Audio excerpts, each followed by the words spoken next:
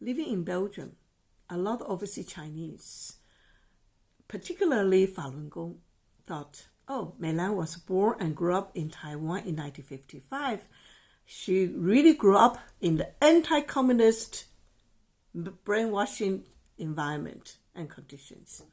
So she will against anti-China, anti-communism. And they were surprised in disappointing way when they heard how I changed my attitude toward China to Communist Party. Started from at the first against, because Taiwan and China was enemies to each other since 1949, right? And then I start to question. I'm curious about their development.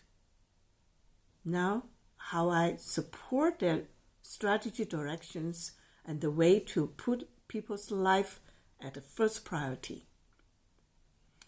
In 1989, first time I went back to China, to Shandong, with my mom to visit my family in Shandong. When I first held my cousin's hand, I cried. Because that young girl has such a strong and hard skin on her hands, all hard skin, because hard labor work. My mom's family was very rich and a big landlord since the Qing dynasty. So you can imagine that kind of difficulties they went through in the Cultural Revolution.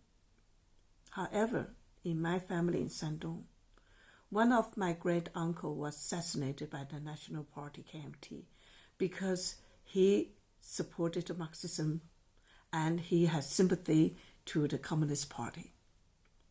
So in my family, we have someone executed or assassinated by the Nationalist Party, KMT.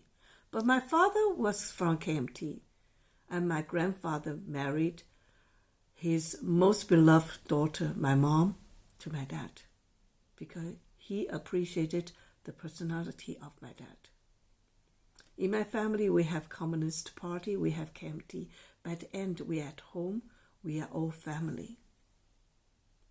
When I stood in the courtyard, look at my family, and I questioned myself, was I able to survive and still maintain such positive energy as my cousin they have? They are my inspiration. So yes, I support China because I love them.